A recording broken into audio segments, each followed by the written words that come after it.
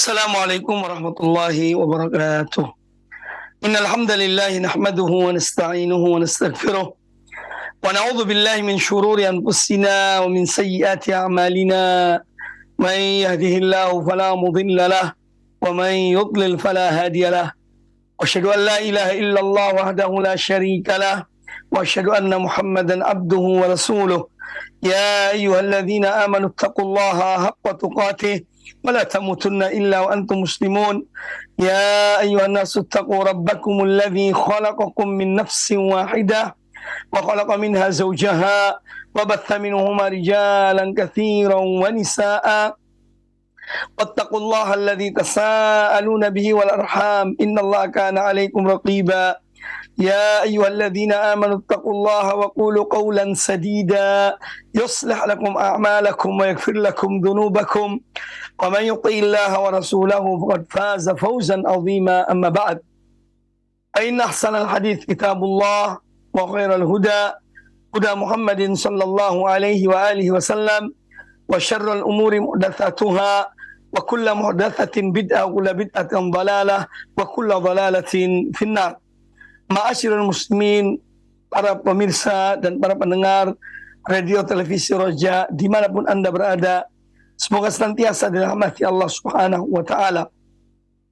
Alhamdulillah, marilah kita selalu bersyukur kepada Allah Subhanahu wa Ta'ala atas berbagai nikmat dan karunia yang telah dianugerahkan kepada kita, sehingga pada kesempatan yang baik ini kita dipertemukan oleh Allah Subhanahu wa Ta'ala dalam kajian dan pembahasan hadis-hadis Nabi sallallahu alaihi wa alihi wasallam dari kitab Riyadhus Shalihin min kalami Sayyidil Mursalin sallallahu alaihi wasallam yang ditulis oleh Al-Imam Abu Zakaria Yahya bin Sharaf An-Nawawi rahimahullah ta'ala rahmatan wasi'ah.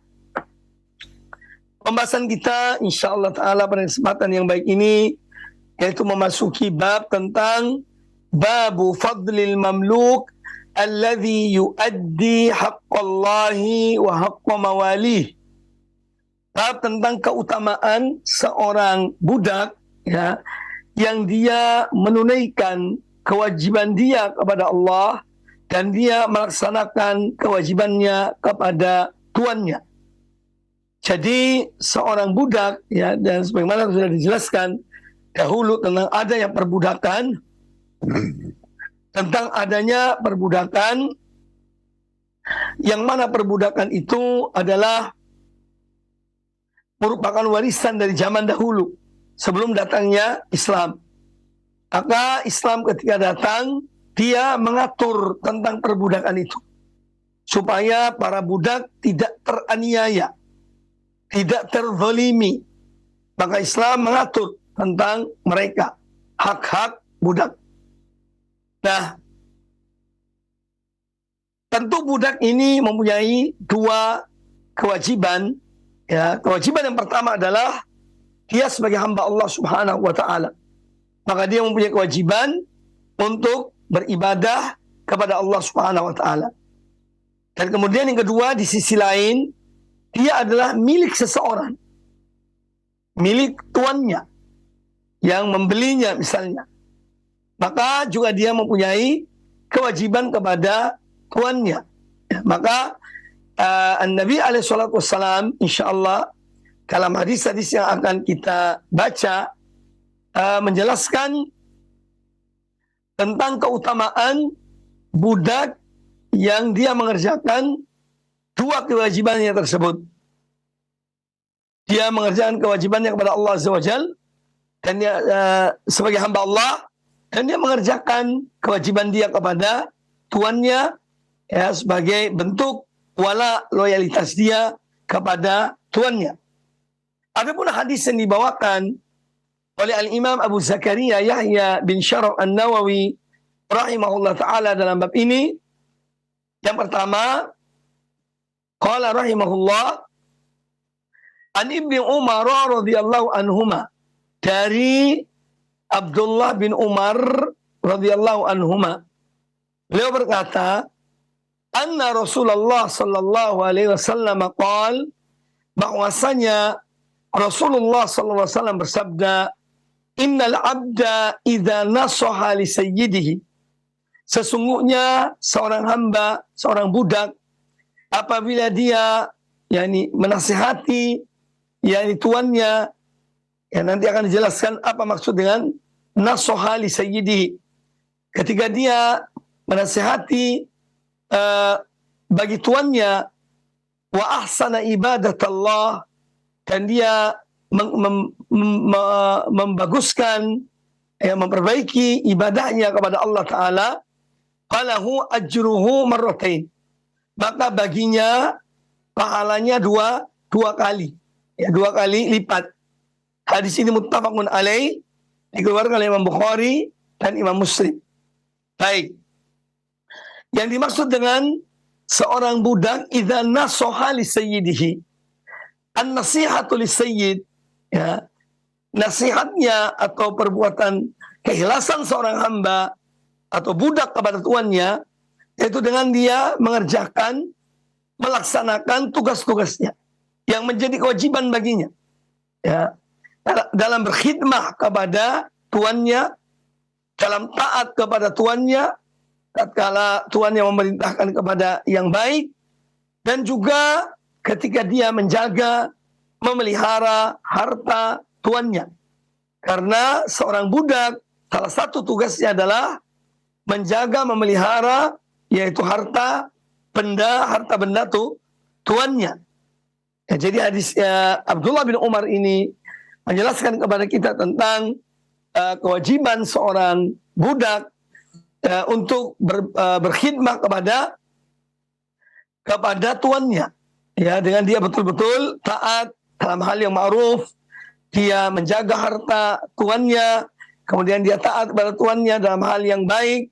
Maka jika demikian perbuatannya kepada tuannya, dan juga apabila seorang hamba itu dia taat kepada Allah Subhanahu wa taala, beribadah kepada Allah Subhanahu wa taala sebagai hamba Allah, maka akan diberikan pahala baginya 2 kali lipat, 2 kali lipat, karena dia telah melaksanakan 2 kewajibannya. Yang pertama kewajibannya kepada Allah Subhanahu wa taala, dan yang kedua adalah kewajibannya kepada tuannya. Nah, maka dari itu hadis ini menjelaskan kepada kita tentang keutamaan budak yang demikian keadaannya, yang dia taat, dia baik, dia melaksanakan kewajiban dia kepada Allah Ta'ala, dan dia melaksanakan kewajibannya kepada tuannya. Kemudian juga hadis ini menjelaskan tentang Allah Subhanahu wa taala Maha Kaya, Allah Maha Pengasih dan Penyayang. Dia memberikan pada hamba-hambanya,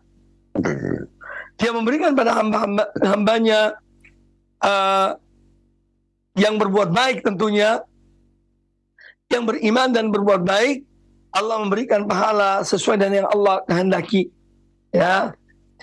Contohnya dalam hadis ini, Allah memberikan 2 pahala, 2 ganjaran bagi seorang hamba yang taat kepada Allah dan mengerjakan ibadah kepada Allah Ta'ala, dan seorang hamba yang dia taat kepada tuannya sehingga dia melaksanakan tugas-tugasnya sebagai budak terhadap tuannya.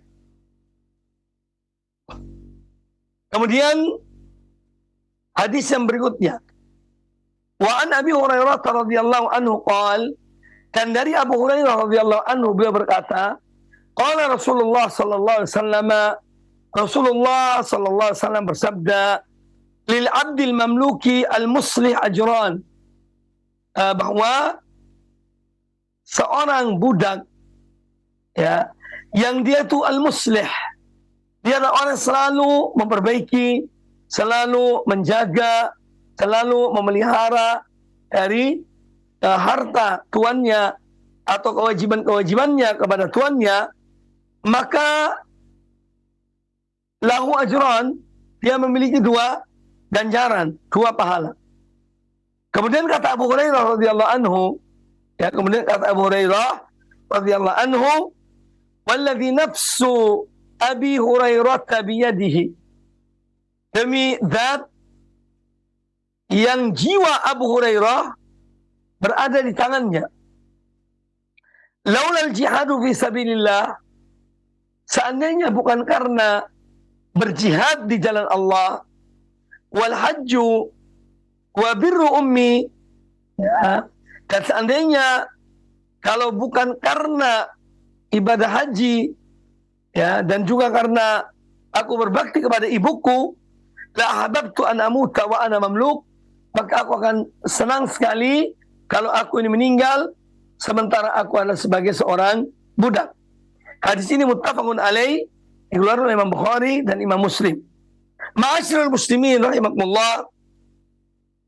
Hadis Abu Hurairah radhiyallahu anhu ini, ya, menjelaskan tentang keutamaan juga budak yang dia betul-betul muslih, taat kepada tuannya, dia menjaga harta tuannya dengan baik, kemudian dia berbuat yang maksimal sebagai seorang budak, ya, kepada tuannya, maka dia mendapatkan 2 pahala.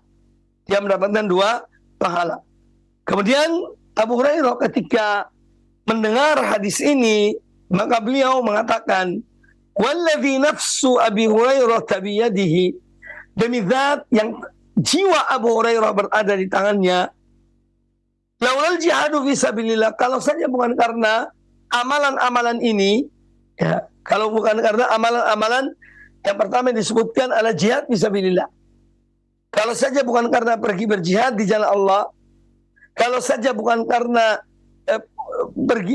keinginan pergi ibadah haji, dan juga kalau saja bukan karena berbakti kepada ibuku, niscaya la ahbabtu, ya, an amuta wa ana mamluk, kata Abu Hurairah, aku akan sangat senang kalau aku mati dalam keadaan sebagai seorang budak.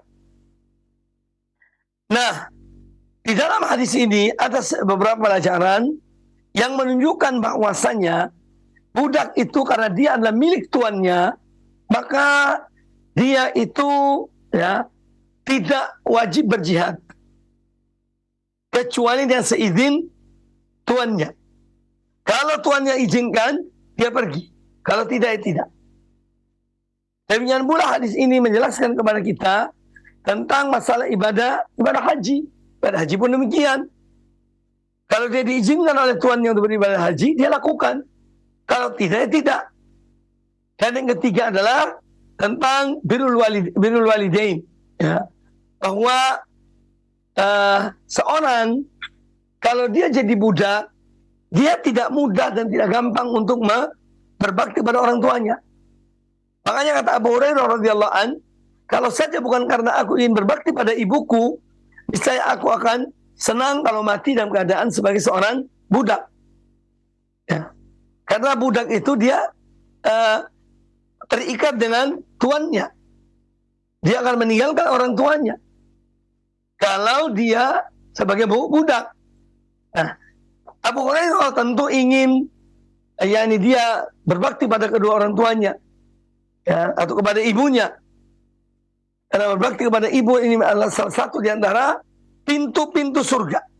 Ya, salah satu di antara pintu-pintu surga. Kemudian juga hadis ini memberikan pelajaran kepada kita tentang berbuat baik. Berbuat baik itu baik kepada manusia maupun kepada sesama hamba-hamba Allah subhanahu wa ta'ala. Ya. Sesama hamba Allah subhanahu wa ta'ala. Jadi hadis Abu Hurairah radhiyallahu anhu ini menjelaskan kepada kita tentang seorang budak yang dia betul-betul berkhidmah, ya, kepada tuannya, dan dia melaksanakan kewajiban-kewajibannya kepada tuannya, dia mendapat pahala double, ya, lahu ajran, baginya dua pahala.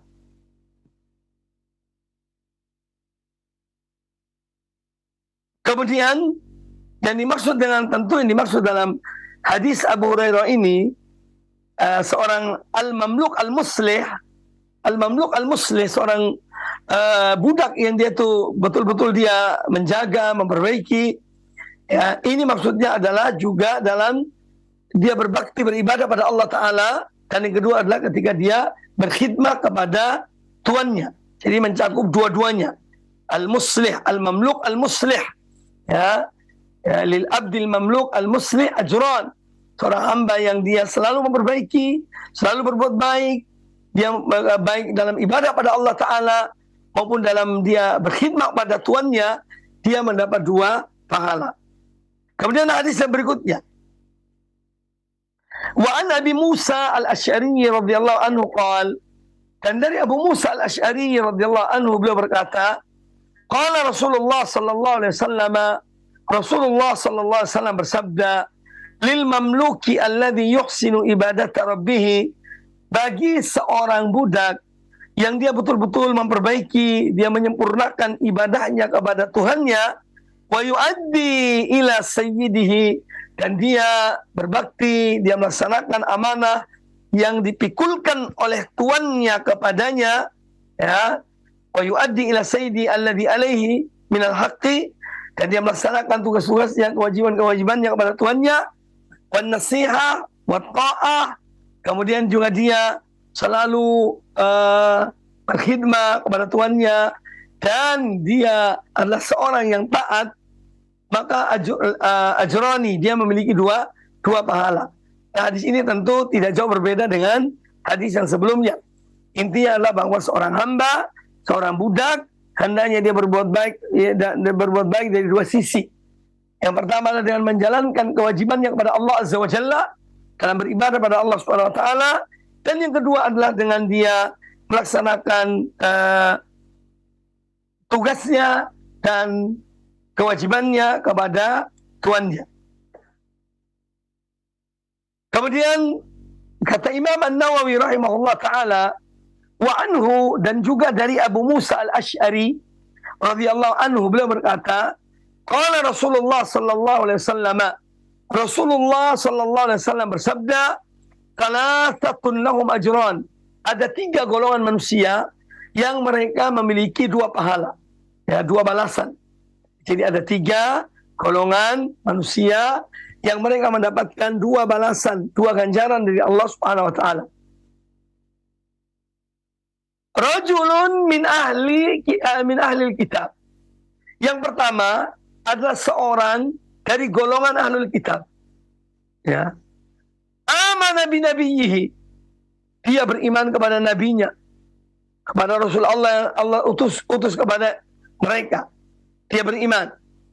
Wa amana bi Muhammadin sallallahu alaihi wasallam.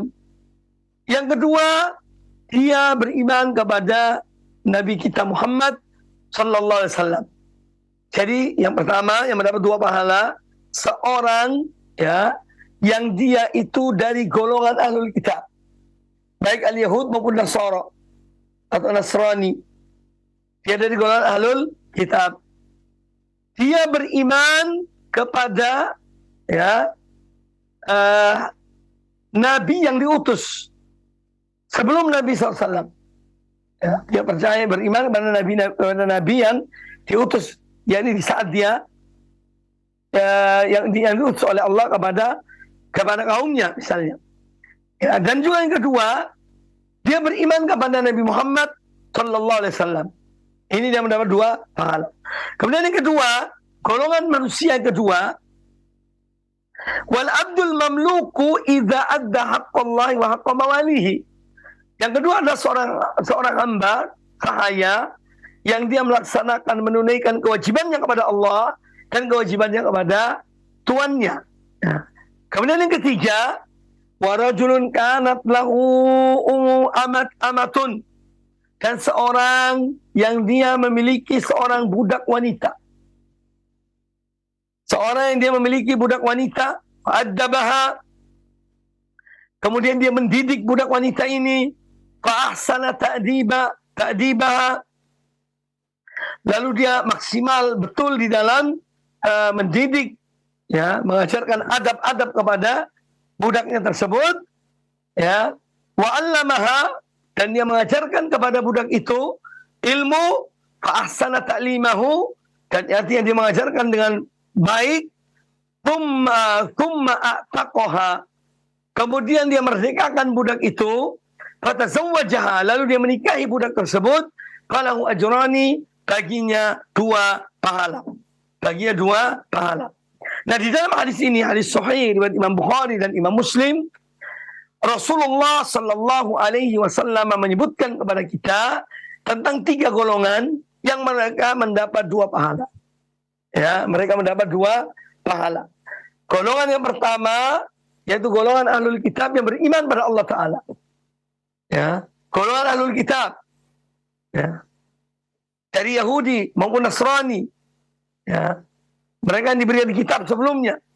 Golongan ahlul kitab, ya, seorang ahlul kitab yang dia itu beriman kepada nabi yang diutus padanya. Dan juga dia beriman kepada Rasulullah sallallahu alaihi wasallam. Setelah diutusnya Nabi alaihi wasallam, dia berpindah. Tapi dia tetap beriman pada nabi sebelumnya. Dia berpindah kepada Islam, maka dia mendapat dua pahala. Kemudian yang kedua, al-abdul mamluk idza adda haqqahu. Ya, wa haqqa mawali. Idza adda haqqallah wa haqqa mawali. Yang kedua adalah seorang hamba al-mamluk, seorang hamba yang dia adalah seorang hamba sahaya yang dia melaksanakan yaitu hak Allah Ta'ala. Apa yang Allah wajibkan padanya, sholat 5 waktu, puasa di bulan Ramadan, ya, dan yang lainnya dari amal-amal yang diwajibkan Allah kepadanya, dia mengerjakan dengan sebaik-baiknya. Ya. Kemudian juga dia melaksanakan hak atau kewajibannya kepada tuannya. Dia melaksanakan, menunaikan tugas-tugasnya kepada tuannya. Maka dia mendapat dua pahala. Kemudian yang ketiga, ya, warajulun, dan seorang, ya, yang dia itu memiliki budak wanita. Jadi amatun itu budak wanita, abdun itu budak laki-laki. Ya. Nah, seorang yang dia memiliki budak wanita, kemudian dia mendidik budak wanitanya itu, dia berbuat baik dalam mendidik budak tersebut, dia mengajarkan agama Allah kepada budak itu, ya, dia mengajarkannya dengan sebaik-baiknya, kemudian dia merdekakan budak ini. Dia merdekakan. Lalu dia menikahi budak tersebut. Dia merdekakan, karena dia sebagai tuannya, dia merdekakan, kemudian dia menikahi budak tersebut. Maka dia memiliki 2 pahala. Nah, di dalam hadis ini tentunya kita melihat bagaimana An-Nabi alaihi salatu wassalam, ya, beliau mengajarkan kepada umatnya, ya, tentang agama Allah ini. Ya. Kemudian di dalam bimbingan yang diberikan oleh Nabi alaihi salam kepada kita di dalam hadis ini adalah bahwa seseorang kalau dia mempunyai budak, ya, hendaknya dia mengajarkan budaknya, dengan pula keluarganya. Ya. Kemudian tentu di sini kita melihat bagaimana yang disebutkan oleh Nabi alaihissalam, seorang yang dia memiliki budak, ya, kemudian diajarkan budaknya. Nah, apalagi kalau seorang punya keluarga, diajarkan keluarganya, maka dia mendapat 2 pahala. Kemudian juga hadis ini menjelaskan kepada kita tentang yang dimaksud dengan mengajarkan adab, mengajarkan adabahu, artinya mengajarkan apa yang menjadi kewajiban budak tersebut dari agama ini, seperti sholat, ya, dan yang lainnya dari amalan-amalan yang memang yang wajib dikerjakan oleh wanita atau budak tersebut, diajarkan kepadanya, ya, diajarkan kepada budak itu. Nah, ini juga menunjukkan bahwa yang belajar itu tidak hanya budak.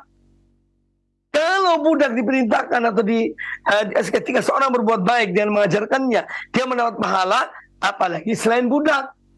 Orang mengajarkan anaknya, mengajarkan istrinya, dia tentu mendapat pahala yang besar di sisi Allah Subhanahu wa Ta'ala.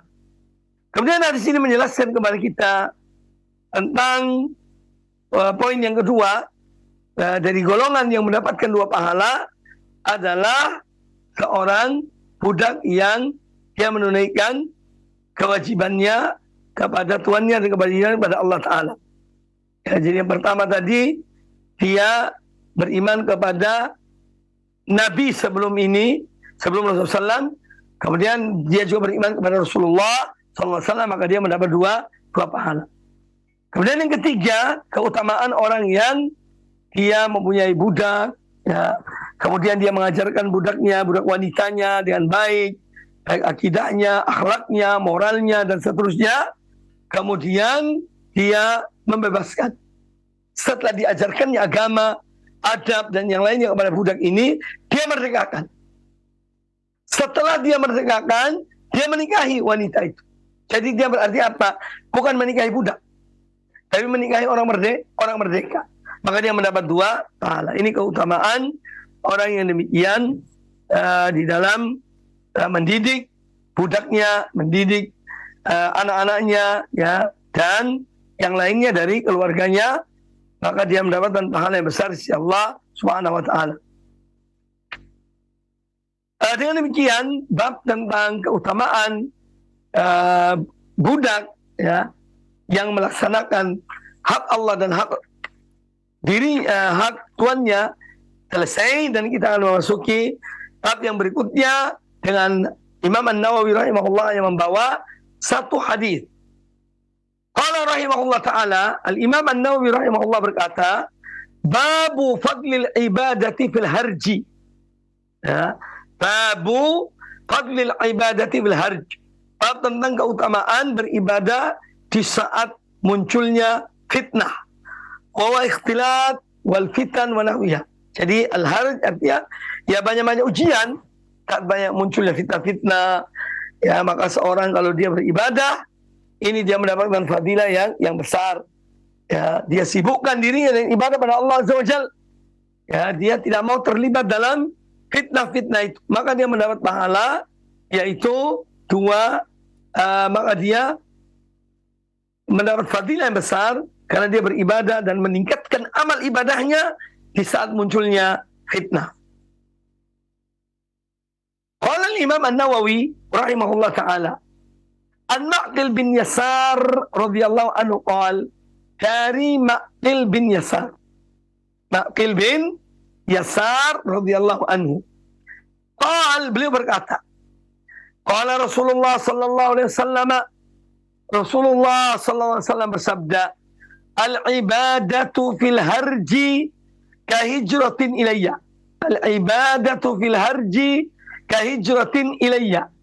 Yani beribadah di saat munculnya fitnah-fitnah ini sama dengan pahalanya, ganjarannya, keutamaannya sama dengan orang yang berhijrah kepada Rasulullah SAW. Kahijratin ilayya, sama dengan orang yang berhijrah kepada Rasulullah sallallahu alaihi wa alihi wasallam. Nah, tentu apa yang diwasiatkan oleh Nabi sallallahu alaihi wasallam ini menjelaskan kepada kita tentang ibadah. Pentingnya ibadah di saat munculnya fitnah. Karena pada umumnya ketika munculnya fitnah-fitnah, apa saja, syahwat maupun syubhat, ya, itu kebanyakan orang itu sibuk dengan fitnah. Sehingga tidak sedikit dari manusia yang melalaikan ibadah pada Allah Ta'ala. Tidak sedikit dari kaum muslimin misalnya yang lalai dari beribadah pada Allah Ta'ala. Nah, An-Nabi SAW mengabarkan kepada kita bahwa orang yang dia tetap tekun beribadah pada Allah Ta'ala di saat munculnya fitnah, maka dia statusnya sama dengan orang yang berhijrah kepada Rasulullah sallallahu alaihi wasallam. Sama dengan orang berhijrah kepada Rasulullah sallallahu alaihi wasallam. Dan ini tentu menunjukkan keutamaan hijrah kepada Nabi sallallahu alaihi wasallam. Ya. Yang itu terjadi zaman dahulu. Ya. Tapi fadilah ketika amal ini sudah tidak ada lagi, dalam arti hijrah kepada Rasulullah SAW, misalnya dari Mekah ke Madinah, atau dari tempat-tempat lain di negeri Arab ke Madinah, ya, ketika sudah tidak berlaku, ya, seperti saat sekarang ini, maka ada amalan yang dengannya seorang tetap mendapatkan pahala hijrah kepada Nabi Sallallahu Alaihi Wasallam, yaitu beribadah. Dia menghabiskan waktunya untuk hal-hal yang positif, beribadah pada Allah Subhanahu Wa Taala. Ya. di saat banyaknya fitnah. Bagaimana saya katakan tadi, ketika muncul fitnah itu pada umumnya, manusia lupa, manusia lalai, manusia terbawa oleh fitnah-fitnah itu. Nah, orang yang tetap berpegang teguh kepada ibadah, ya, dia tidak menggubris fitnah itu, kemudian dia menyibukkan dirinya dengan beribadah pada Allah Ta'ala, maka keutamaannya sama atau fadilahnya adalah sama dengan orang yang berhijrah kepada Rasulullah Sallallahu Alaihi Wasallam. Pada Rasulullah Sallallahu Alaihi Wasallam. Kemudian juga tentu hadis ini menjelaskan kepada kita tentang tugas dai, tugas mubaligh untuk mengingatkan pada umat di saat munculnya fitnah, di saat munculnya syubhat dan syahwat, ya, yang menguasai dunia ini, menguasai kaum muslimin misalnya, maka hendaknya sebagai penasehat, dai, mubaligh itu mengingatkan umat, ya, akan pentingnya ibadah di saat munculnya fitnah itu. Ya, mereka yang berkewajiban mengingatkan, karena tidak semua umat ini paham. Maka orang yang paham, yang mengerti, dia memberi peringatan, ya, atau mengingatkan kepada umat agar meningkatkan amal-amal ibadah daripada nimbrung dalam fitnah. Ya, karena fitnah melalaikan seorang. Ya, fitnah dapat menggugurkan seorang, terjerumus dalam fitnah. A'udzubillah. Makanya kalau seorang menghindar, ya, dia sibukkan diri dengan beribadah, ya, dan ibadah itu banyak, bisa jadi dia menuntut ilmu, dan membaca kitab, dan menghadiri majelis ilmu yang baik, maka dia mendapatkan fadilah yang besar, itu sama dengan orang yang berhijrah kepada Rasulullah Sallallahu Alaihi Wasallam. Hadis yang kita dengar tadi adalah hadis riwayat Imam Muslim di dalam sahihnya. Kemudian kita pindah kepada bab yang berikutnya, karena bab ini hanya satu bab saja yang dibawakan oleh Imam An-Nawawi rahimahullah ta'ala, ya, menunjukkan betapa pentingnya ibadah pada Allah Ta'ala. Orang yang selamat itu orang yang selalu beribadah pada Allah Subhanahu wa ta'ala. Dia tidak menggubris dengan apa yang dilakukan, apa yang dikerjakan oleh yakni manusia dengan munculnya fitnah-fitnah itu.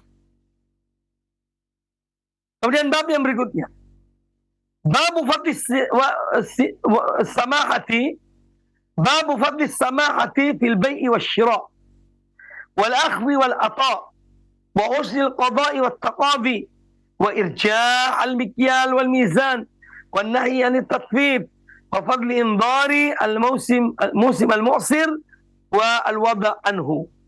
Jadi bab tentang keutamaan orang yang dia itu dalam jual beli itu tidak sulit dan tidak menyulitkan. Ketika dia berjual beli, ya, dia tidak menjadi orang yang kaku, orang yang sulit, ya.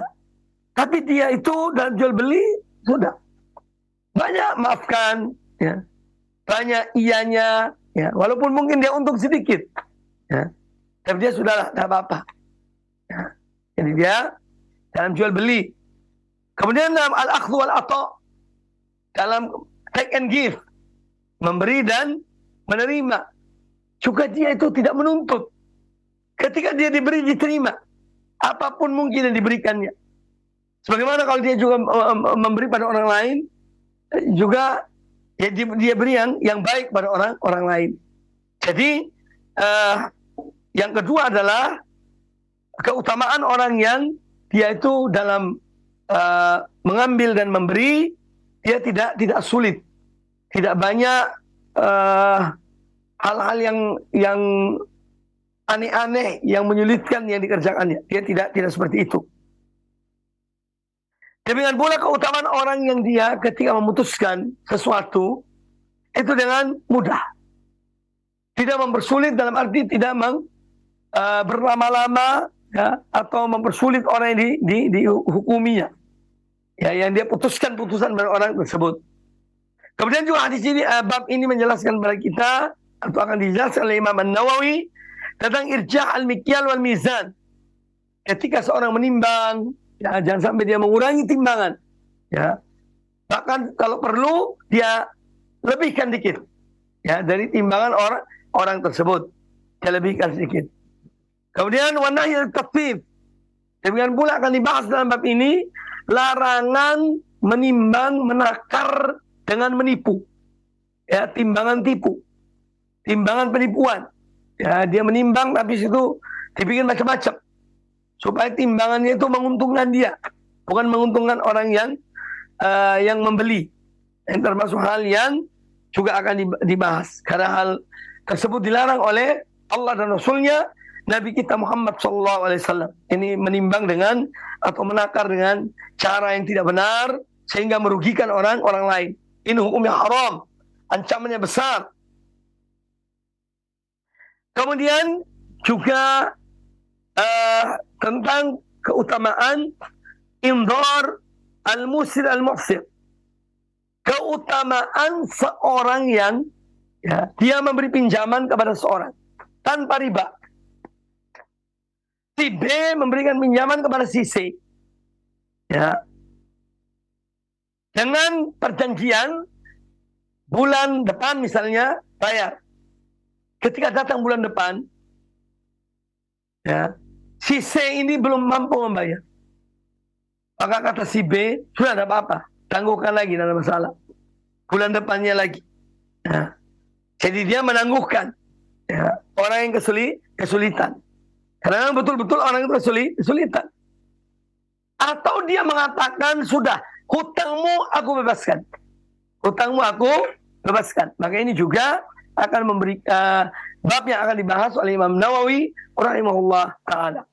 Jadi hidup ini kalau seorang selalu, yakni dia memberikan maaf, dia selalu memberikan kebaikan pada manusia, hidupnya akan tenang, dia mendapatkan keutamaan yang besar di sisi Allah Subhanahu wa taala. Adapun dalil-dalil yang dibawakan oleh Al-Imam An-Nawawi rahimahullah taala dalam bab ini, sebelum hadis-hadis yang akan dikatakan oleh beliau membawakan ayat-ayat tentang keutamaan orang berinfak, bersedekah, berbuat baik. Allah Ta'ala berfirman dalam surat Al-Baqarah ayat 215. Surat Al-Baqarah ayat 215. Allah Ta'ala berfirman, "Wa ma taf'alu min khairin fa innallaha bihi alim."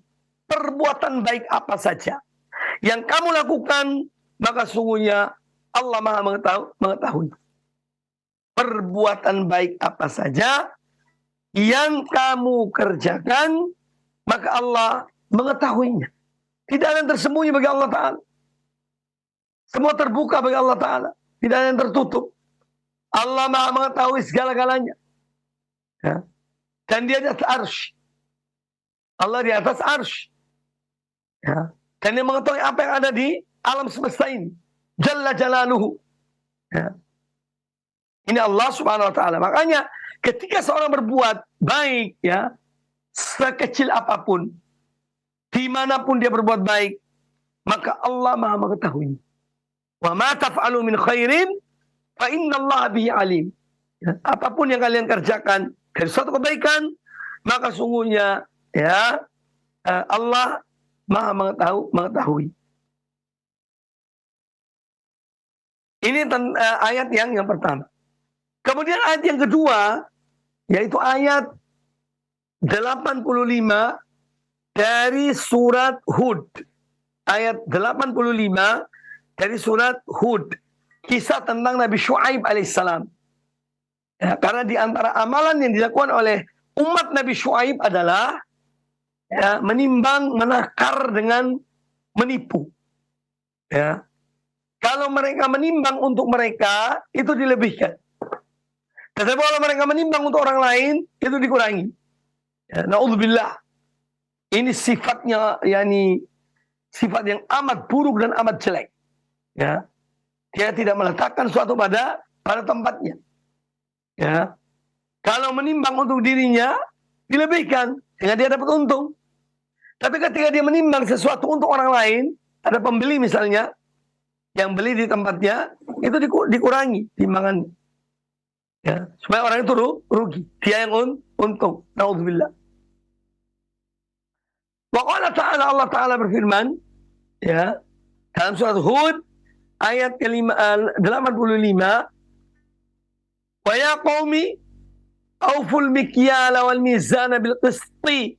Wahai kaumku, kata Nabi Syuaib kepada kaumnya, wahai kaumku, auful mikyal, ya, tepatilah, penuhilah timbangan itu, jangan kalian kurangi, ya. Wal mizan, demikian pula neraca, kalian menimbang sesuatu maka sempurnakannya bil qisti, dengan yang adil, jangan kalian menipu manusia, ya. Wala tabkhasun nasa asya'ahum, dan jangan kalian merugikan manusia akan barang-barang mereka, akan hak-hak mereka, ya. Semestinya seorang ketika dia membeli, misalnya dia membeli di satu toko, ya, dia membeli 1 kilo, 1 kilogram, tapi yang diberikan hanya 9 on, ya, hanya 9 on, merugikan dia, ya. Kalau 10 kilo yang dibelinya, berarti dia kekurangan 1 kilogram. Nah, orang yang berbuat demikian ini orang yang makan harta manusia tanpa hak. Dia makan harta manusia tanpa hak, ya. Jadi wa ya qaumi auful mikyala wal mizan bil qisti. Wahai kaumku, kata Nabi Syuaib, ya, penuhilah, ya, timbangan dan neraca dengan penuh keadilan. Jangan kalian curang. Jangan kalian merugikan orang lain. Ya, wala tabkhasun nas asya'ahum.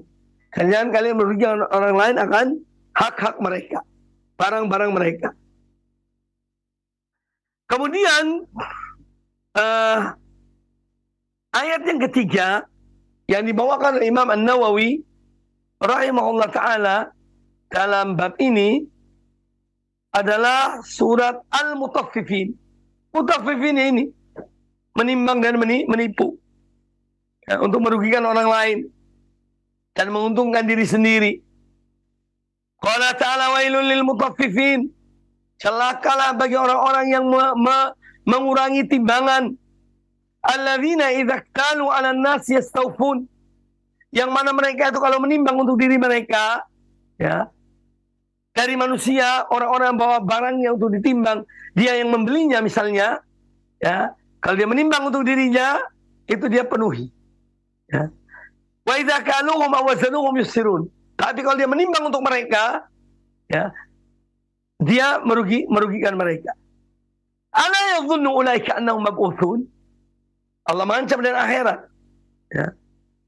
Ala yadhunnu ulaika annahum mab'utsun. Tidakkah mereka, orang-orang itu, ya, yakin bahwasanya mereka akan dibangkitkan dari kiamat kelak? Dan Allah akan meminta, menuntut, ya, atau memberikan balasan atas perbuatan mereka. Ala yadhunnu ulaika annahum mab'utsun. Tidakkah mereka yakin orang-orang itu yang membuat penipuan dalam menimbang bahwa mereka nanti akan dibangkitkan dari kiamat? Liyaumin azim, dibangkitkan di satu hari yang agung, hari yang amat dahsyat, itu hari kiamat. Yauma yaqumun nasu li rabbil alamin. Hari ketika manusia bangkit dan dibangkitkan oleh Allah Azza wa Jalla untuk menghadap kepada Allah Rabbul Alamin, untuk dihisab, dihitung amal-amal perbuatan mereka.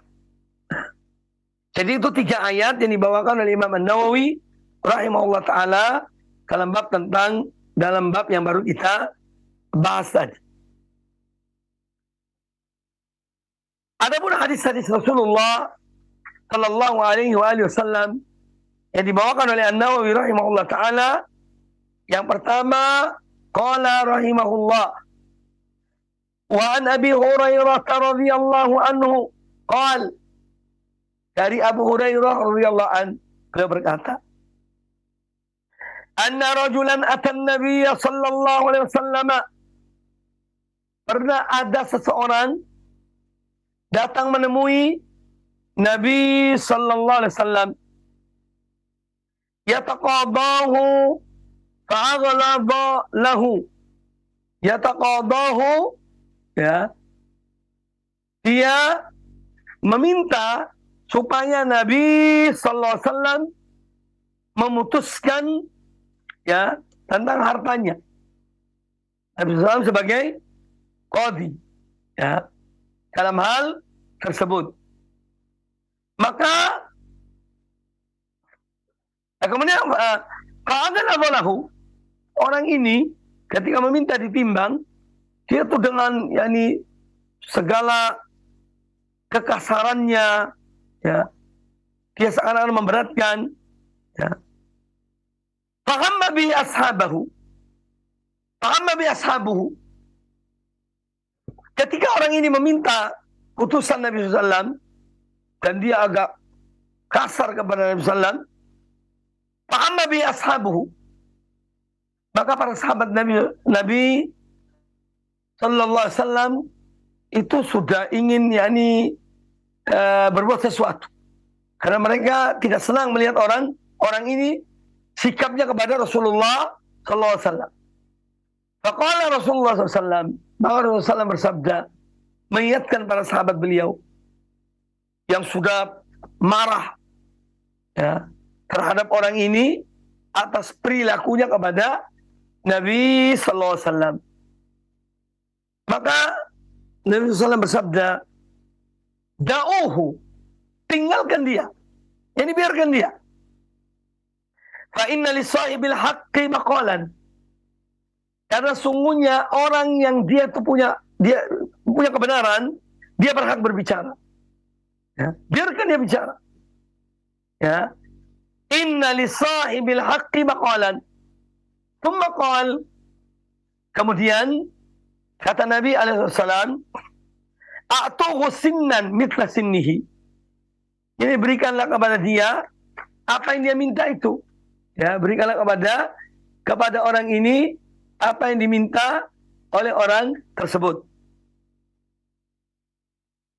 Lalu maka para sahabat berkata, ya Rasulullah, la najidu illa amthala min sinnihi. Wahai Rasulullah, kami tidak mendapatkan sesuatu yang diminta oleh orang ini ya, kecuali yang lebih baik dari yang dimilikinya. Ya. Qal a'tuhu. Kata Rasulullah, berikan dia. Ya, berikan kepadanya yang lebih baik. A'tuhu. Fa inna khairakum ahsanuhum qada'an. Karena sungguhnya orang terbaik di antara kalian, yang terbaik yakni dalam dia melaksanakan kewajibannya, dia memberikan kepada orang lain yang lebih baik daripada yang dia terima. Nah,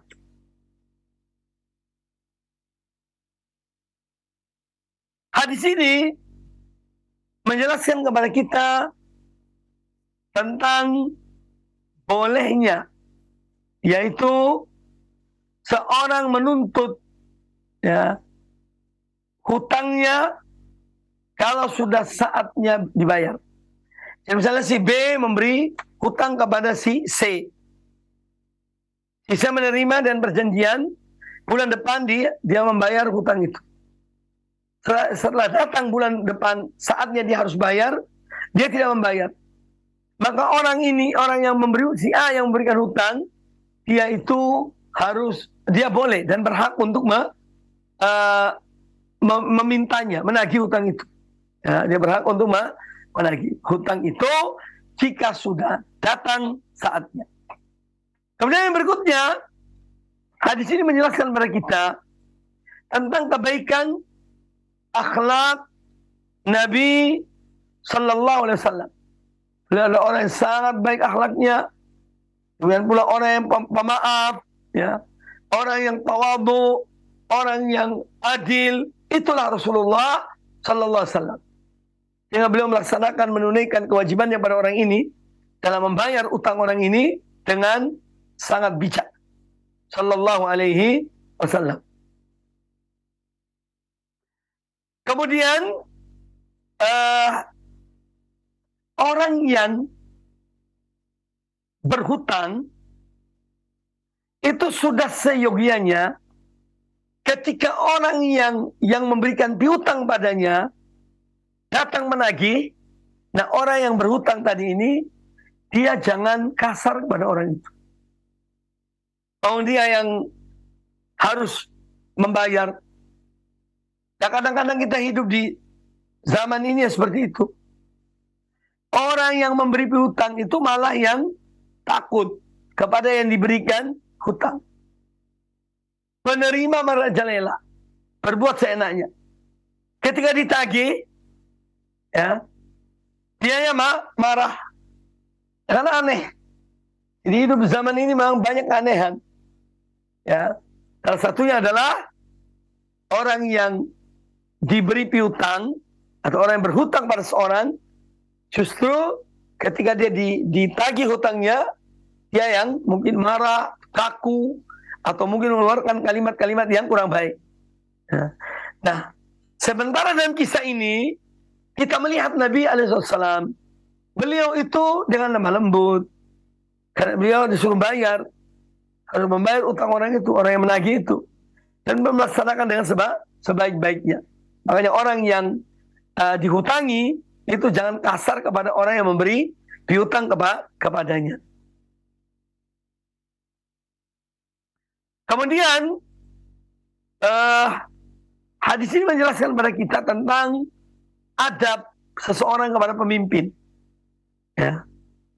Ini hal yang sangat diperhatikan dalam Islam, sehingga seorang Muslim dia harus mempunyai adab yang baik kepada pemimpin. Adapun hal-hal mungkin yang dilakukan yang kurang baik, yaitu didoakan saja. Jadi didoakan saja. Jadi ikhwani fillah rahimakumullah, para pemirsa rahimakumullah, bahwa kewajiban rakyat untuk dia menghormati pemimpin dengan kalimat yang baik. Nah, kalau ada di antara mereka yang berbuat yang tidak baik kepada pemimpin, baik itu dalam ucapannya atau yang lainnya, maka dia berhak untuk diberi hukuman. Ya, dan hukuman yang sewajarnya, yang sesuai dengan apa yang dia lakukan. Nah, cuma dalam kasus ini kita melihat bahwa Nabi Alaihissalam beliau adalah orang yang pemaaf. Beliau maafkan orang itu. Padahal para sahabat sudah marah melihat gelagat orang ini yang sangat kaku ketika menagih hutang kepada Nabi Sallallahu Alaihi Wasallam. Tapi Rasulullah SAW dengan senyum, beliau dengan baik, ya, beliau biarkan dia, karena ini haknya, biarkan dia bicara. Kemudian juga hadis ini menjelaskan tentang bolehnya meminjam binatang. Ya. Jadi Nabi SAW dipinjami oleh orang ini onta. Ya. Pinjami onta. Dan harus membayar onta juga. Nah, ketika kan membayar, onta yang setara itu tidak ada. Dicari oleh para sahabat dan yang ada yang lebih bagus dari yang diambil ketika itu. Ya. Makanya mereka melapor pada Nabi Alaihissalam bahwa onta yang sama dengan onta orang ini tidak ada. Yang ada yang lebih berkualitas daripada onta orang ini. Kata Nabi SAW, berikan. Ya. Berikan dia yang lebih baik itu. Kemudian di sini juga menjelaskan kepada kita bahwa seorang pemimpin, ya jika dia butuh, dia punya hajat ya, dalam kehidupannya, maka dia boleh meminjam dari Baitul Mal. Ya. Misalnya gajinya tidak cukup, ya, ada kekurangan, atau dia punya hal yang harus dia lakukan, harus dia bayar, sementara dia tidak punya duit, maka dibolehkan dia untuk meminjam dari Baitul Mal.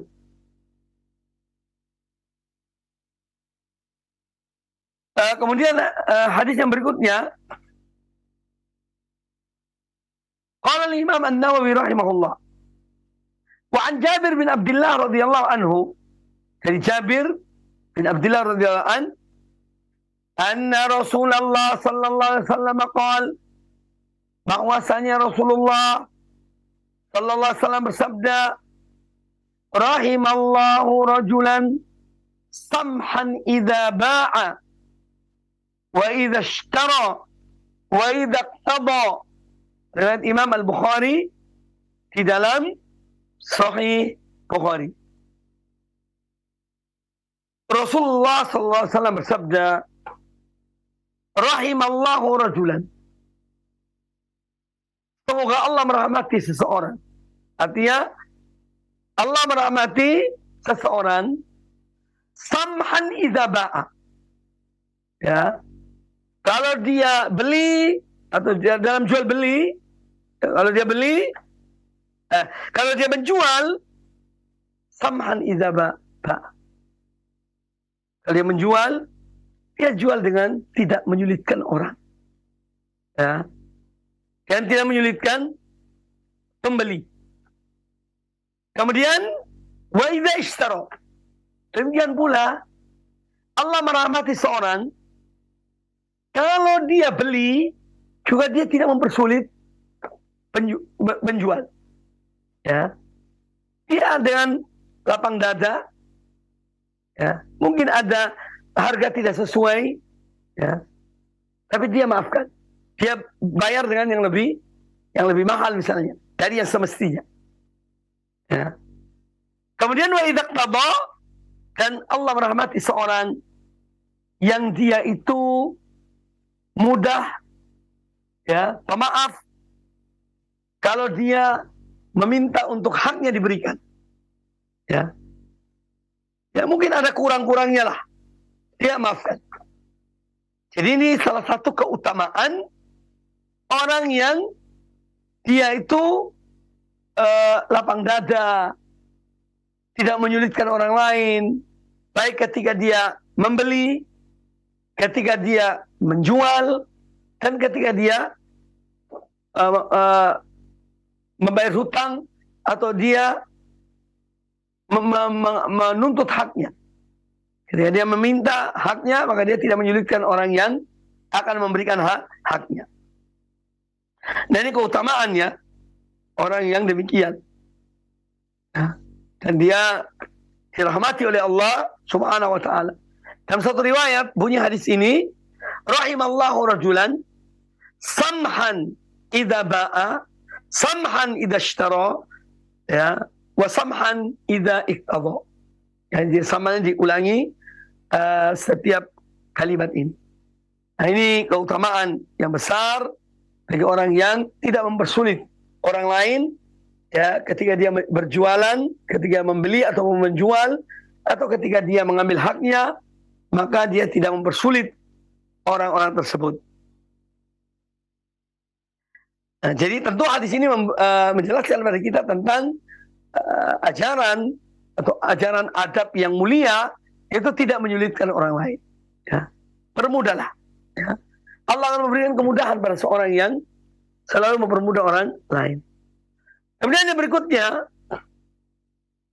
wa an Abi Qatadah radhiyallahu anhu qala, kata Imam An-Nawawi rahimahullah, dari Abu Qatadah radhiyallahu anhu beliau berkata, sami'tu Rasulullah sallallahu alaihi wasallam yaqul, aku mendengar Rasulullah sallallahu alaihi wasallam bersabda, man sarrahu an yunajjiyahu Allahu min kurabi yaumil qiyamah.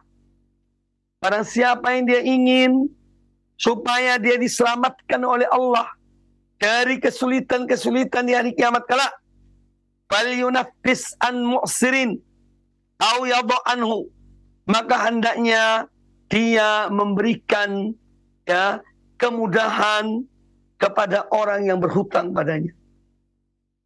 Orang yang berhutang pada dia di saat harus bayar, orang itu tidak punya duit untuk membayar, maka dia maafkan, dia tangguhkan. Ya. Sudah tidak apa-apa. Kalau kamu belum bisa bayar sekarang, itu tidak, bulan depan ya. Ya. Bulan depan datang lagi, betul-betul belum mampu untuk membayar, dia ditangguhkan lagi. Ya. Atau yang kedua, au yadha anhu, atau dia maafkan, dia bebaskan hutangnya. Ya. Dia memberi kemudahan, dia memberikan penangguhan waktu untuk membayar. Ini sudah satu kemudahan. Atau yang kedua lebih dari itu, dia bebaskan hutangnya. Sudahlah, hutang itu saya anggap terlunaskan. Ya, itu lebih utama. Hadis ini sahih riwayat Imam Muslim di dalam sahihnya. Nah, hadis yang baru kita dengar ini, hadis Abu Qatadah radhiyallahu anhu, menjelaskan kepada kita tentang, ya, dan ini hal yang wajib kita imani tentang hari kiamat. Hari kiamat itu hari yang penuh dengan kedahsyatan. Ya. Hal-hal yang luar biasa akan terjadi. Yang mana semua pada takut. Dan hari kiamat itu pasti. Ya. Hari kiamat pasti. Nah, maka setiap orang di hari kiamat itu tentu mengharapkan pertolongan Allah. Di hari yang begitu sulitnya, ya, yang dahsyat itu, tentu manusia, namanya manusia, ya, dia mengharapkan pertolongan Allah Azza wa Jalla. Makanya An-Nabi alaihissalam menyebutkan amalan di dunia ini yang bisa dilakukan oleh seseorang supaya di akhirat kelak nanti dia mendapatkan pertolongan Allah Ta'ala di saat hari kiamat itu banyak kesulitan. Ya. Hari kepada siapa kita minta pertolongan? Tidak ada yang bisa kita minta pertolongan. Ya. Yauma yafirul mar'u min akhi wa ummihi wa abi wa sahibati wa bani likulli imri'in minhum yauma idzin sya'nun yughni. Hari ketika seorang lari dari saudaranya, dari ibu dan ayahnya, dari istri dan anak-anaknya, karena masing-masing dengan apa yang dia hadapi. Ya, maka dari itu, dengan hadis ini hendaknya kita banyak membantu, menolong semampu kita, atau kita menjadi sebab untuk menolong hamba-hamba Allah yang mereka betul-betul membutuhkan. Kita berikan keluasan pada mereka, kita berikan kemudahan pada mereka, membantu mereka, ya, dengan harapan semoga di hari kiamat kelak juga Allah akan membebaskan kita dari kesulitan-kesulitan di hari kiamat. Al-jaza'u min jinsil amal.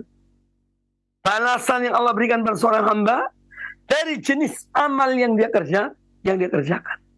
Ya. Kalau seorang di dunia ini dia selalu memberi kemudahan pada orang lain, insya Allah di hari kiamat kelak Allah pun memberikan kemudahan kepadanya. Sebaliknya, kalau seorang di dunia ini dia sering menyulitkan hamba Allah, ya, sering menyulitkan para hamba Allah, maka di akhirat pun demikian. Balasannya serupa. Ya. Al-jaza'u min jinsil amal, bahkan lebih dahsyat di hari kiamat kelak. Jadi Islam mengajarkan kepada kita adab, ya, dan sifat-sifat yang sangat mulia. Sifat-sifat yang sangat mulia. Nah, jadi hadis ini memberikan penjelasan kepada kita tentang bolehnya pinjam meminjam. Berutang itu boleh, tetapi dengan catatan tidak boleh riba. Seorang minjam 1 juta, bayarnya 1 juta. Ya. Adapun pinjaman dengan bunga atau dengan riba, maka hukumnya haram. Dia pinjamkan misalnya 1 juta, nanti kembalikannya 1.200.000 misalnya. Ini hukumnya adalah haram. Tidak dibenarkan, tidak dibolehkan. Adapun pinjam-pinjam yang wajar, tidak ada unsur-unsur riba, maka ini hal yang dibolehkan. Hal yang dibolehkan oleh agama. Dan ini keutamaannya besar juga. Kita menolong orang, dia butuh, ya, kita berikan bantuan. Maka insya Allah kita pun mendapatkan pertolongan, kemudahan di hari kiamat kelak. Kemudian anjuran untuk memberikan tangguhan kepada orang berhutang jika betul-betul dia belum mampu untuk membayar. Ya.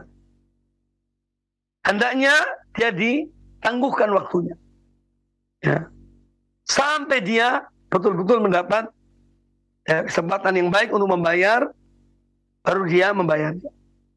Selama dia masih sulit, belum bisa membayar, maka kita dianjurkan untuk memberi tangguhan waktu kepada orang tersebut. Kemudian di sini juga menjelaskan kepada kita tentang keutamaan membebaskan hutang. Jadi ketika kita melihat orang ini tidak mampu untuk membayar hutang, kita mengatakan pada orang ini, sudahlah, saya bebaskan hutangmu. Ya. Ini alangkah gembiranya orang itu. Tetapi dengan catatan betul-betul orang yang dia tidak mampu.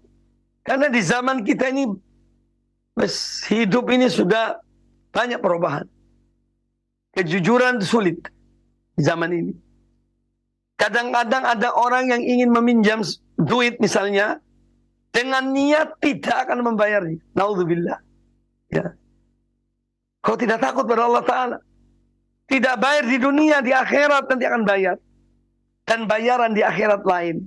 Bukan lagi duit. Bukan lagi harta yang dipakai untuk bayar. Pelunasannya dengan amal-amal soleh.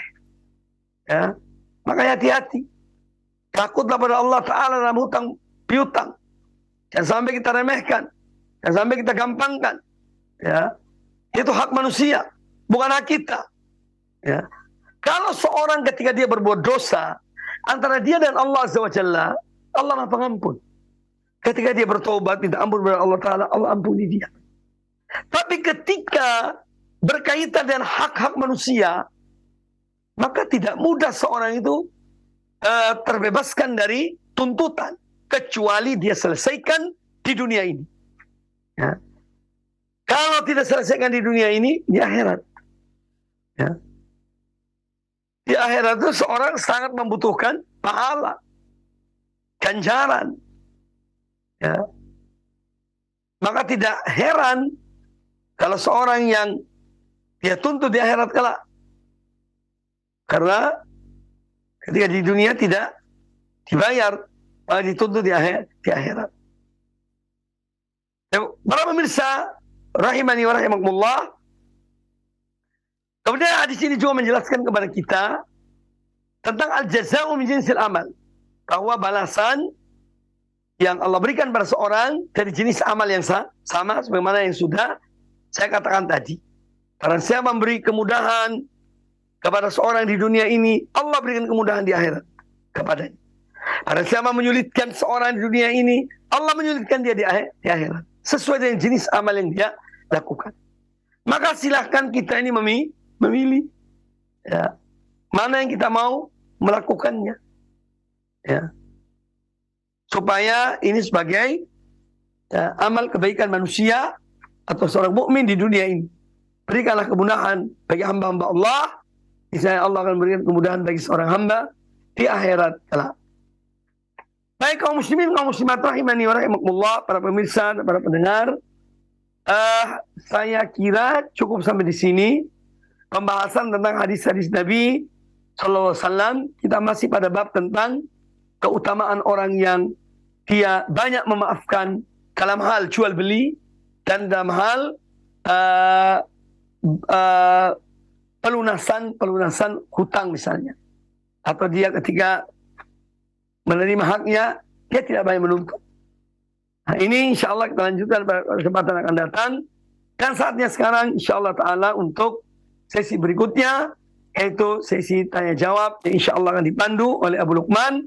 Demikian aku qouli hadza wa jazakumullahu khairan. Semoga Allah senantiasa memberikan pada kita ilmu yang bermanfaat dan amal yang saleh. Aku qouli hadza wallahu taala a'lam. Jazakallahu khairan kami sampaikan kepada Ustaz Mubarak Bermualim LC MHI Hafizahullah Ta'ala yang telah membimbing kita dalam mengkaji kitab Riyadhus Shalihin di kesempatan kita pagi hari ini. Dan selanjutnya kami undang Anda, para pemirsa dan pendengar roja dimanapun Anda berada, untuk memasuki sesi tanya jawab. Baik Ustaz, pertanyaan pertama dari pesan WhatsApp. Mohon tanya, bagaimana kalau ada orang yang mempunyai hutang dan hutangnya ini kepada organisasi, Ustadz? Karena ditagih itu bulat, mempunyai banyak alasan, akhirnya terpaksa diikhlaskan. Mohon nasihatnya Ustadz dengan kasus seperti ini. Baik, intinya bahwa hutang itu atau berhutang bukan hal yang mudah. Dan kita tidak boleh memudah-mudahkan, menggampang-gampangkan masalah hutang piutang. Entah kepada perorangan atau kepada yang selain perorangan itu. Karena bagaimanapun kalau tidak dimaafkan ya di dunia ini, maka di akhirat tetap akan dituntut. Nah, kalau dituntut oleh banyak orang, itu tentu lebih berat daripada dituntut oleh satu orang. Oleh karena itu nasihat kami dalam masalah ini, ya tetaplah seorang itu waspada, hati-hati dalam masalah hutang piutang. Jika seorang betul-betul terdesak dan dia memang harus berhutang, silahkan. Tapi selama tidak mendesak, dia bisa bekerja, dia bisa mengupayakannya, maka sedapat mungkin untuk tidak berhutang. Karena ini ya tidak selesai di dunia. Salah hutang piutang itu kalau tidak diselesaikan di dunia. Jika tidak diselesaikan di dunia, di akhirat akan diselesaikan. Dan cara yang berbeda daripada di dunia. Ketika Nabi SAW menyebutkan tentang keutamaan orang yang mati syahid di jalan Allah dalam peperangan, ya, yang dikecualikan oleh Nabi SAW adalah hutang. Dia diampuni dosanya dan seterusnya, ya, orang mati syahid, tapi hutang tetap tidak. Ya, hutang tetap dia harus membayarnya atau ahli warisnya membayarnya ketika dia meninggal. Makanya ada kisah tentang Jabir bin Abdullah radhiyallahu an. Abdullah ayahnya itu punya hutang. Ketika besok hari akan terjadi perang Uhud, sang ayah Abdullah ini memanggil anaknya yang bernama Jabir. Kemudian menyebutkan bahwa Jabir, ayah ini punya hutang banyak. Ya. Dan ayah melihat besok ini hari terakhir. Dia punya firasat akan mati terbunuh pada perang Uhud. Maka beliau pesan pada anaknya, tolong bayar utangnya. Sebutkan harta-hartanya yang di sini dan di sana, disebutkan. Dan kamu jangan minta pertolongan kecuali kepada Allah Ta'ala. Betul. Apa yang terjadi, yang menjadi firasat dari Abdullah, ya, bahwa beliau akan meninggal di saat perang Uhud, beliau terbunuh perang Uhud. Kemudian dijalankan oleh anaknya, yaitu Jabir bin Abdullah. Setiap musim haji, dia umumkan, wahai orang yang punya utang kepada Abdullah, ya ini minta supaya menagih hutang itu. Ya. Karena dia tidak mau ayahnya menjadi berat beban gara-gara hutang. Jadi intinya sudahlah. Selama kita tidak perlu berhutang, jangan berhutang.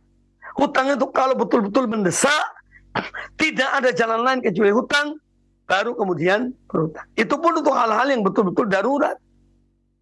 Kalau hal-hal yang kamaliyat sebagai pelengkap-pelengkap saja, ya itu tidak usah dulu. Kalau punya duit tidak usah, ya tidak usah beli. Ya. Tapi hal-hal yang pokok memang tidak punya, maka seorang dalam keadaan terdesak atau mendesak, dia boleh berhutang. Wallahu ta'ala a'lam. Jazakallahu khairan Ustaz atas penjelasannya. Dan kembali pertanyaan melalui pesan WhatsApp Ustaz dari Bapak Udin di Indramayu Ustaz, dan juga penanya yang lain.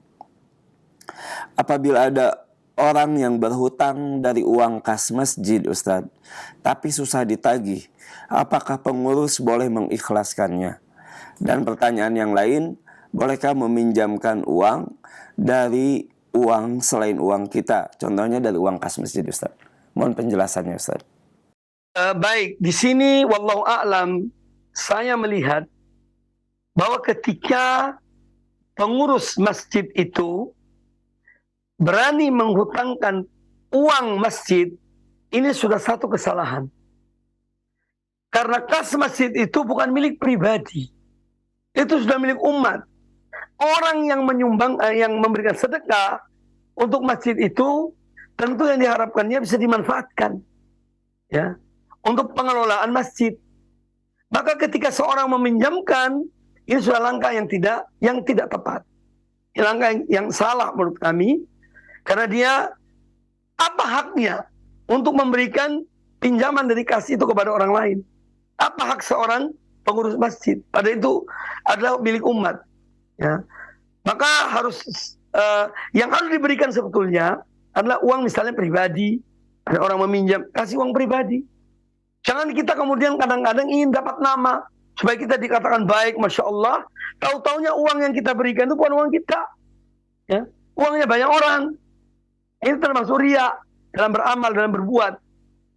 Maka tetap yang bertanggung jawab adalah yang meminjamkan. Misalnya orang itu tidak bayar, maka dia tidak berhak mengikhlaskan. Karena ini uang umat. Ya. Yang memberikan pinjaman itu yang bertanggung jawab mengembalikan uang tersebut. Atau dia yang harus menagih kepada orang yang meminjam uang itu. Wallahu ta'ala a'lam. Juga bisa tanyakan pada yang lainnya. Jazakallahu khairan Ustadz atas nasihatnya, dan tampaknya pertanyaan tadi menjadi penutup untuk sesi tanya jawab kita di kesempatan pagi hari ini Ustadz. Tafadhol ikhtitam dari antum. Kaum muslimin, kaum muslimat, para pemirsa dan para pendengar televisi, radio Roja dimanapun Anda berada, semoga senantiasa dirahmati Allah Subhanahu wa Ta'ala. Alhamdulillah, marilah kita terus bersyukur pada Allah Azza wa Jalla karena kita diberikan hidayah, taufik, inayah, dan kita mendapatkan ilmu yang bermanfaat, dan mudah-mudahan ilmu yang kita miliki ini bisa kita amalkan, dan kita hidup di zaman yang banyak hiruk pikuknya dalam tanda petik yang kadang-kadang menyulitkan kita, menyibukkan kita dari hal-hal yang bermanfaat bagi kita. Maka jangan sampai kita terlena, membuang waktu, menghambur-hamburkan waktu untuk hal-hal yang tidak bermanfaat bagi kita. Ya, apa yang kita yakini jalankanlah. Karena Allah Subhanahu wa Ta'ala, selama itu ada dasarnya, ada dalilnya, ada syekhnya, ada ulamanya yang memberikan petunjuk dalam hal itu, yakinilah, kerjakanlah, amalkanlah. Tidak usah banyak mendengar ya omongan-omongan manusia, karena omongan manusia tidak akan selesai. Sebagaimana dikatakan dalam bahasa Arab, kalamun nasi la yantahi. Ucapan manusia tidak akan selesai. Kita berbuat apapun, Anda berbuat apapun akan menjadi omongan manusia. Berbuat baik ya diomongi, tidak berbuat baik diomongi, diam juga diomongi, dan seterusnya. Maka manfaatkan waktu kita, umur kita sangat berharga ini, dan hal-hal yang bermanfaat bagi kita. Ya, ini nasihat dari kami, yang mudah-mudahan saya juga secara pribadi bisa melaksanakan yang sebaik-baiknya. Aku qouli hadza wa jazakumullahu khairan atas kebersamaan antum semua, Anda semua dengan siaran ini, dan mudah-mudahan menjadi amal kebaikan, amal soleh bagi kita, dan pemberat timbangan amal-amal kebaikan kita di akhirat kelak. Demikian aku qouli hadza wa jazakumullahu khairan. Apabila ada kata-kata saya kurang berkenan, mohon dimaafkan. Semoga Allah Ta'ala mengampuni kita semuanya. Demikian, subhanakallah wa bihamdika, asyhadu an la ilaha illa anta, astaghfiruka wa atubu ilaik. Wa sallallahu wa sallam wa barak ala nabiyyina wa ala alihi wa sahbihi ajma'in. Wassalamualaikum warahmatullahi wabarakatuh.